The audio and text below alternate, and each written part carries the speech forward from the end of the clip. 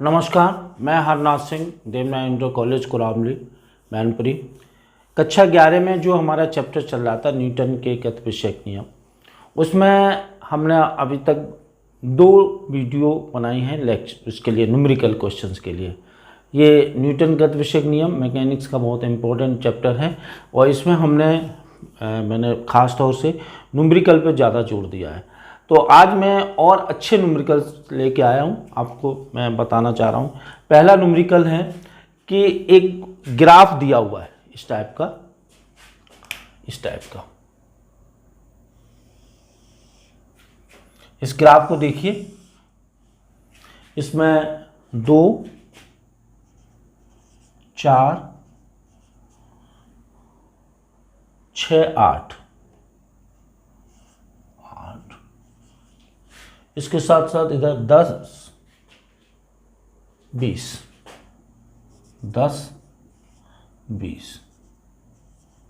इधर बल लगेगा, बल न्यूटन में, और इधर समय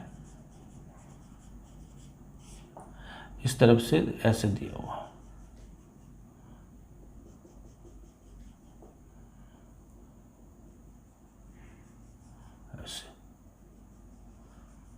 ऐसे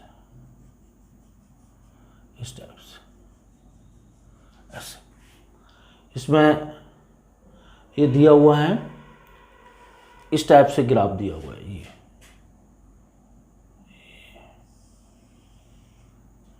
इस टाइप से, और यहाँ फिर नियत रहता है और फिर ये नियत है, ये दिया हुआ है। इसमें ये पूछा है आवेग का परिमाण ज्ञात करिए। तो बड़ा सरल सा बात है, आवेग का परिमाण ज्ञात करने के लिए हम क्या करेंगे, इसका क्षेत्रफल निकाल लेंगे, इसका इस पूरे का। तो आवेग का परिमाण जो होगा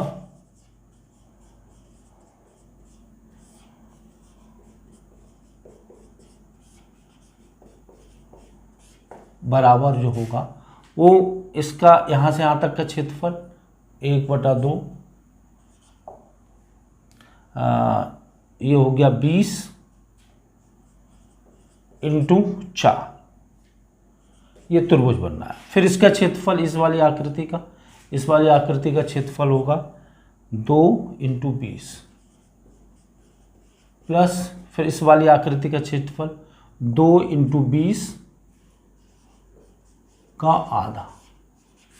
तो इस तरह से ये 10, तो ये हो गया 40 प्लस ये 40 और प्लस ये 20। तो ये इस तरह से हमारा 100 न्यूटन सेकेंड, ये हमारा उत्तर हो गया। तो सीधा सा सवाल था इसमें। अब देखिए थोड़ा सा अगला जो क्वेश्चन है वो थोड़ा सा कठिन है।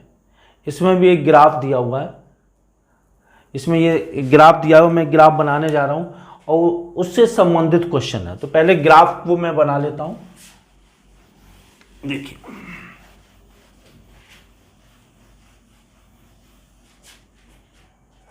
ये देखिए इस टाइप का ग्राफ है।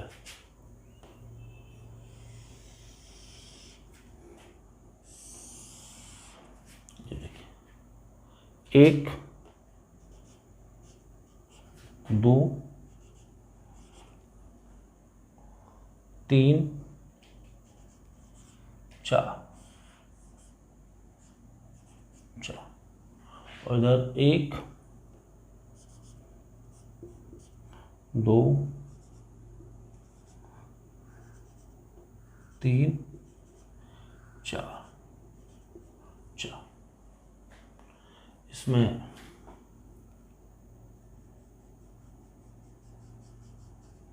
ये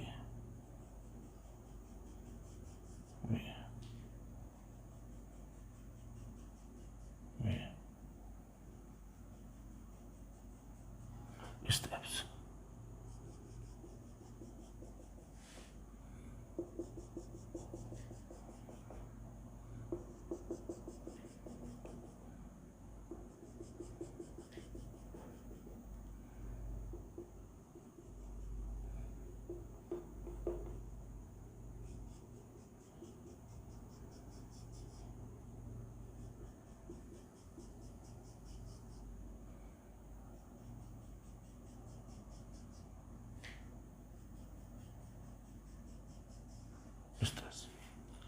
इसमें नीचे समय दिया हुआ है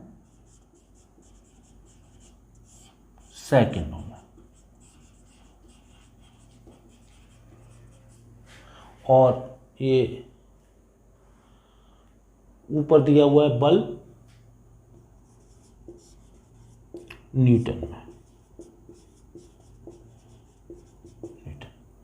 ये पहला जो ग्राफ जाता है वो 3 पे है और 3 तक, यहाँ तक, इस तरह से यहाँ तक। फिर उसके बाद फिर 2 तक, हाँ इस तरह से,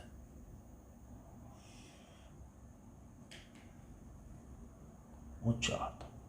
ये ग्राफ इस तरफ से, इसको हम ले लें ओ, ए, बी, सी और डी। यह है 4 किलोग्राम द्रव्यमान के एक पिंड की प्रारंभिक चाल दी हुई है, प्रारंभिक चाल।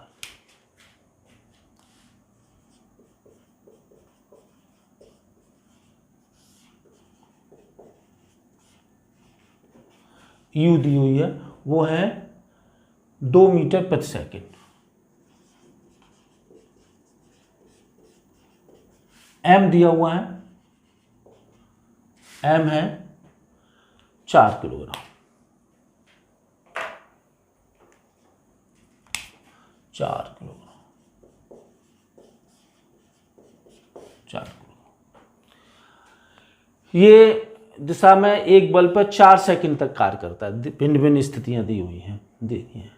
तो बल के परिमाण में दिया गया, तो पहला हमें निकालना है संपूर्ण आवेग, संपूर्ण आवेग निकालना है पहले पार्ट में।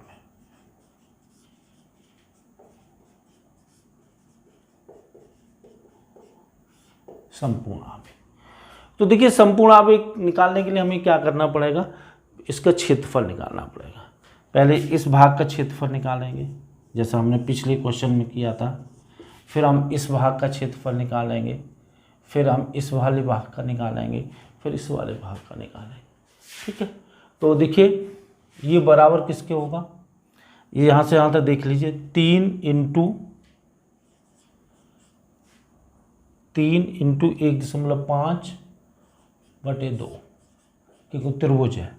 फिर यहाँ से यहाँ तक देख लीजिए, ये हो गया 1,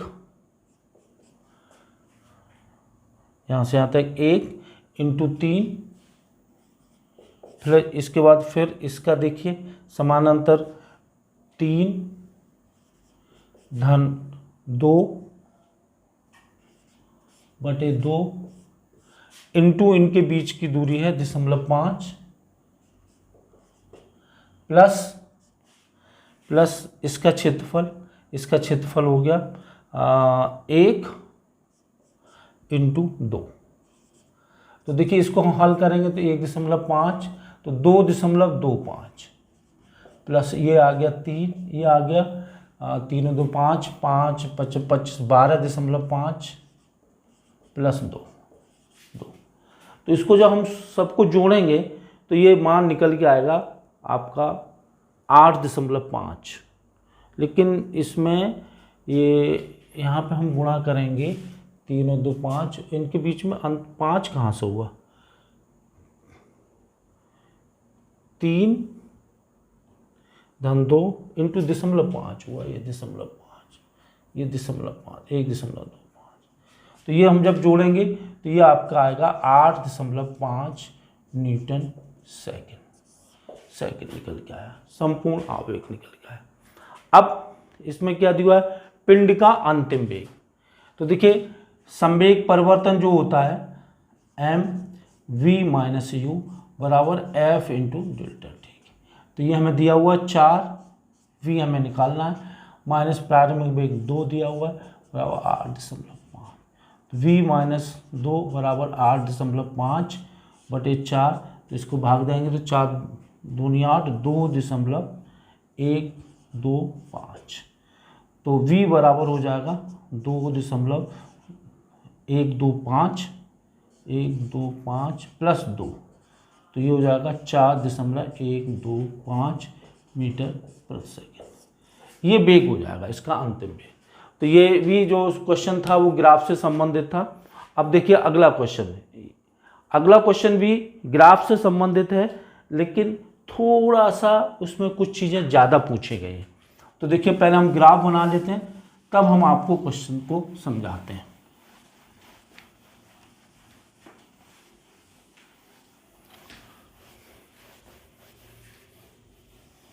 देखिए ये चित्र बना हुआ है, इसमें ग्राफ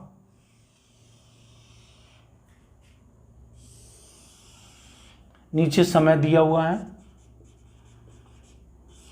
सेकंड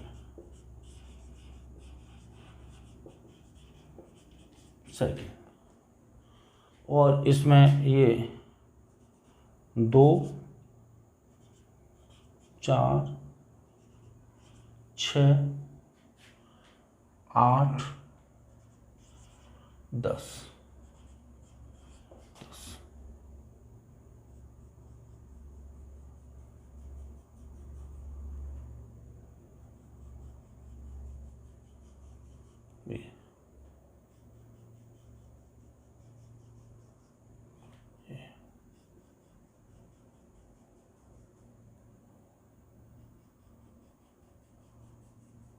इस तरह से बीच में भी है,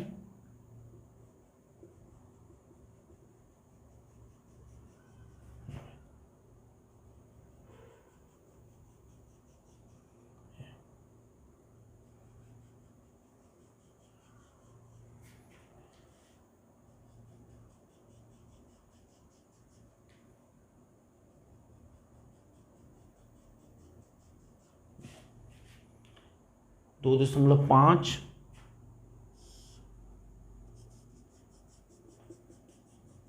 ये, फिर 5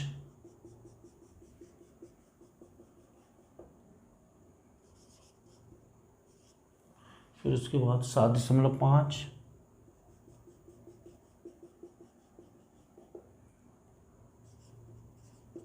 फिर उसके बाद 10। ये बल दिया हुआ है, बल। अब इसमें पहली स्थिति है O से P तक, यहां तक O से P तक P, उसके बाद यहां पे Q, इसके बाद R,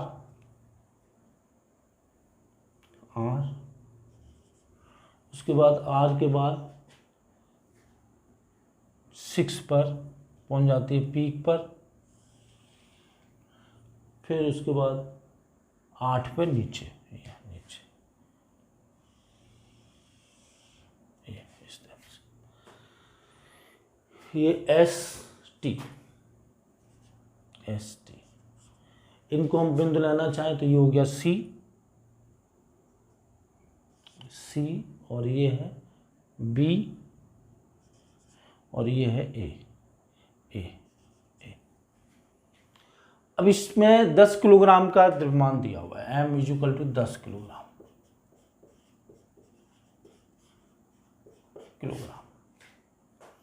का पिंड है, जिसका वेग, प्रारंभिक वेग दिया हुआ 8 मीटर प्रति सेकंड, 8 मीटर प्रति सेकंड दिया हुआ है। हमें पिंड का प्रारंभिक संवेग ज्ञात करना है। ठीक है, बहुत आसान है, प्रारंभिक संवेग आपका निकल आएगा। t = 3 सेकंड पर संवेग ज्ञात करना है। ठीक, बल की अधिकतम स्थिति में पिंड का संवेग क्या ज्ञात करना है, और बल शून्य होने की स्थिति में पिंड का संवेग क्या ज्ञात करना है। तो पहले हमें प्रारंभिक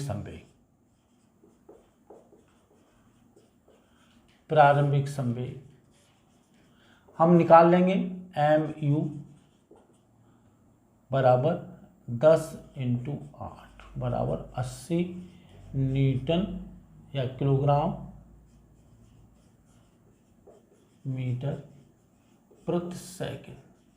ये हो गया 80 हो गया हमारा। अब इसके बाद अगला इसमें पार्ट है, दूसरा हमें ये निकालना है कि दूसरा जो हमें निकालना है वो संवेग निकालना है। कब? 3 सेकंड पर। 3 सेकंड पर संवेग निकालना है। यहाँ पर संवेग 3 सेकंड कहाँ होगा? 2 3 सेकंड यहाँ। तो हम क्या करें, यहाँ से यहाँ तक पहले संवेग परिवर्तन निकालना है। दूसरा पार्ट है 3 सेकंड पर संवेग। तो देखिए हमने मान लिया यहाँ पे संवेग हमारा P2 है, तो संवेग में परिवर्तन P2 minus P1 equal to क्या होगा? आवेग। और आवेग किसके बराबर होगा? क्षेत्रफल के बराबर होगा। तो P2 ये हम निकाल चुके हैं 80, P1 प्रारंभिक संवेग, आवेग इसके क्षेत्रफल के बराबर होगा। तो ये कितना हो जाएगा? 2 गुणित 5/2 प्लस इसका हो जाएगा 1 गुणित 5। तो इससे ये कैंसिल हो गया। P2 बराबर माइनस 80 बराबर 5 धन 5। तो P2 बराबर हो जाएगा 90 किलोग्राम मीटर प्रति सेकंड। ये 3 सेकंड बाद संवेग हो जाएगा। इसी तरह से अब हमें क्या पूछा है? अधिकतम बल पर संवेग, ये पूछा है। t सेकंड पर संवेग पूछा है। तो इसी तरह से हम निकालेंगे। यहाँ पे हम मान लेते हैं संवेग है P3, ठीक है। तो P3 माइनस P2, तीसरा पार्ट होगा इसका P3 माइनस P2 बराबर आवेग। और ये कि P3 माइनस ये हम निकाल चुके हैं 90 बराबर। अब इसका क्षेत्रफल कितना हो? देखो यहाँ तक का तो हमने क्षेत्रफल निकाल लिया था। यहाँ तक का हमारा क्षेत्रफल आया था 10, इसको 10 हमने लिख लिया, प्लस अब इसका क्षेत्रफल देखिए, इसका हो जाएगा 1 गुणित 5। तो ये 1 गुणित 5 और इसका क्षेत्रफल जो होगा वो होगा 2 गुणित ये 5 और 10, 5 धन 10/2। तो ये हो जाएगा आपका 10 प्लस 5 और इससे ये कैंसिल हो गया प्लस 15। तो P3 बराबर 90 प्लस 30। तो ये हो जाएगा P3 बराबर 120 किलोग्राम मीटर प्रति सेकंड। ये 120 हो जाएगा। तो इस तरह से हमने ये इसका दूसरा पार्ट भी निकाल लिया। ये इसमें थोड़ा सा गलती हुई, इसमें यहाँ से यहाँ तक 10 हुआ। अच्छा सॉरी, इसमें ये काउंट नहीं होगा। यहाँ पे हमने ये पहले निकाल लिया तो ये काउंट नहीं होगा 10, तो ये केवल 20 होगा। और 20 होने पे ये हमारा 110 आ जाएगा, 110। अब अंतिम जब यहाँ पे बल शून्य हो जाता है तो हमने यहाँ पे मान लिया P4 संवेग है। तो हमें ये देखना है कि इस पर संवेग कितना हुआ, ठीक है। तो संवेग यहाँ पे P3 था, यहाँ P4 है, तो हमें P4 निकालना है, चौथा पार्ट। तो वही P4 minus P3 equal to आवेग। और ये हम निकाल चुके हैं P4 माइनस 110 बराबर ये इसका क्षेत्रफल होगा ये आपका 10 गुणित 2/2। इससे कैंसिल हो जाएगा। तो P4 बराबर 120 किलोग्राम मीटर प्रति सेकंड। तो इस तरह से ये 120 किलोग्राम मीटर प्रति सेकंड होगा। और आपने ये देखा ये जो क्वेश्चन थे वो आवेग और संवेग संरक्षण के सिद्धांत पर थे, संवेग परिवर्तन पर थे। संवेग जो परिवर्तन होगा वो आवेग के बराबर होगा। तो मैं इसमें एक क्वेश्चन और कराना चाह रहा हूँ। एक क्वेश्चन ये है कि 100 किलोग्राम द्रव्यमान की एक तोप है, जिससे 0.02 किलोग्राम द्रव्यमान का एक गोला 80 मीटर प्रति सेकंड के वेग से ज्यादा दागा जाता है। तो तोप का प्रक्षेपित वेग ज्ञात करो। देखिए तोप से गेंद गोली निकल रही है, ठीक है। तो प्रारंभ में दोनों विराम अवस्था में होंगे और विराम अवस्था में होंगे तो उनका संवेग शून्य होगा। बाद में दोनों गति करते हैं। तो हमने मान लिया तोप का द्रव्यमान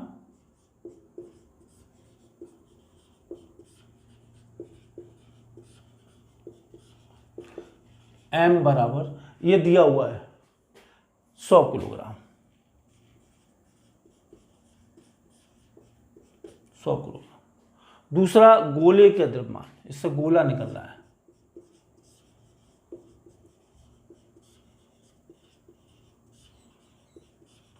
स्मॉल m बराबर ये है 0.02 किलोग्राम, 0.02 किलोग्राम। इसका प्रारंभिक वेग दिया हुआ है गोले का, गोले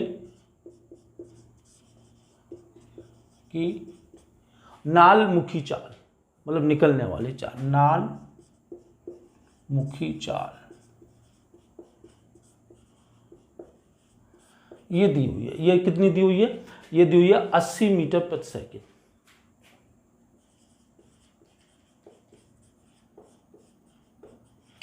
तो हमें ये बताना है कि तोप का प्रक्षेपित, मतलब तोप का प्रतिक्षेपित चाल क्या होगी, मतलब तोप कितने पीछे हटेगी। तोप की प्रतिक्षेपित चाल, तोप की प्रतिक्षेपित चाल, ये ज्ञात करना है, ये हमने मान लिया भी। तो सीधी सा है एम बी, ये बी दिया हुआ है, ये तो हमें इसमें हमें निकालना है। प्रारंभ में देखिए ये हमारा स्मॉल बी दिया हुआ है, ये स्मॉल एम है, तो और ये कैपिटल बी है, कैपिटल बी। तो देखिए m B plus small m b is equal to 0। ये बाद का संवेग है, ये प्रारंभिक संवेग है। दोनों संवेग संरक्षण के नियम से ये हम लिख लेंगे, संवेग संरक्षण के नियम से। तो देखिए m 100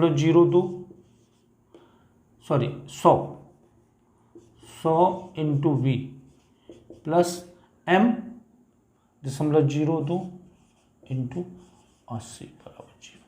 तो b बराबर आ जाएगा -0.02 इंटू 80 बटे 100।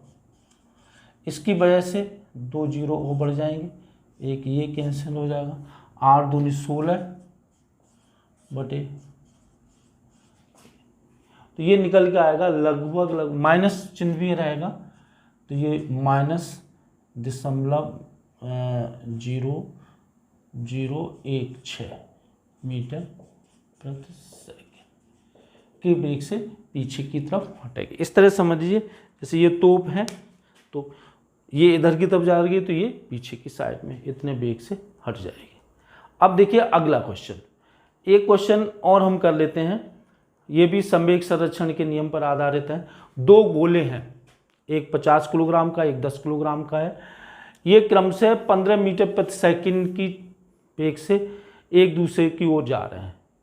15 मीटर प्रति सेकंड से 60 मीटर प्रति सेकंड से एक दूसरे की ओर आ रहे हैं। टकराने के बाद वो जुड़ जाते हैं, तो उनका द्रव्यमान याद करिए। तो देखिए ये स्थिति होती है, एक बड़ा गोला है इस टाइप का, जिसका द्रव्यमान 50 किलोग्राम, m1 बराबर 50, ये इधर की तरफ आ रहा है और एक ये आ रहा है छोटा वो m2 10, ये इधर की तरफ आ रहा है, इधर की तरफ आ रहा है। इनके वेग दिए हुए हैं 15 और 60, इसका वेग 15 मीटर पर सेकंड और इसका वेग 10 मीटर प्रति सेकेंड, 10 मीटर प्रति सेकेंड के वेग से दिया, सॉरी 60 मीटर प्रति सेकेंड, 60। और ये आपस में मिल जाते हैं, ये मिलने के बाद क्या हुआ, ये मिल गया, ये भी।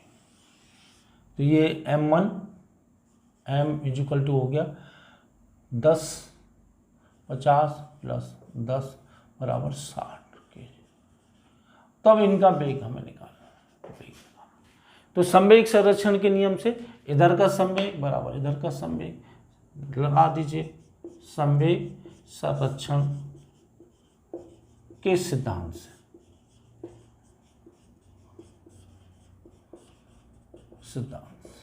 तो क्या होगा m1 u1 plus m2 u2 equal to m1 plus m2 into v.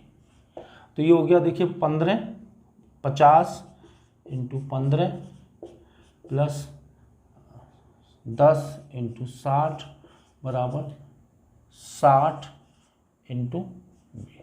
तो इसको 15 15 75 750 प्लस 600 इक्वल टू 60। इसको जोड़ेंगे तो 50 7 7 और 6 13 इक्वल टू 60। तो बी बराबर आ जाएगा 35/60। इससे ये कैंसिल हो जाएगा और इसको हम सरल करेंगे तो ये लगभग बराबर आएगा। लेकिन एक चीज़ है इसमें, ये विपरीत दिशा में बह रहा था तो यहाँ पे माइनस चिन्ह होगा, ये माइनस, ये इधर की तरफ आ रहा था, ये माइनस होगा। तो इस वजह से ये कितना बचेगा 150। तो यहाँ पे 150/60 होगा इससे। तो ये हो गया 2.5 मीटर प्रति सेकेंड। ठीक है, तो ये कुछ क्वेश्चन हमने आज आपको कराए न्यूटन के, आगे चल के और भी कराएंगे, थोड़ा कठिन से कराएंगे, लेकिन अभी तक 11th स्टैंडर्ड के लिए ये इतना काफ़ी है। आगे के जो हम न्यूमेरिकल्स कराएंगे वो कंपटीशन वाले होंगे और थोड़े हार्ड क्वेश्चंस होंगे। तो अभी 11th तक इतना ही है। आपके और भी वीडियो रहेंगे, आप अगर और इंटरेस्टेड हैं तो और भी आप इसमें देख सकते हैं। लेकिन मैं अब आपको इसके बाद अगला चैप्टर हम स्टार्ट करेंगे और मैं समझता हूँ कि ये आपको इतना सब कुछ समझ में आ गया होगा। धन्यवाद।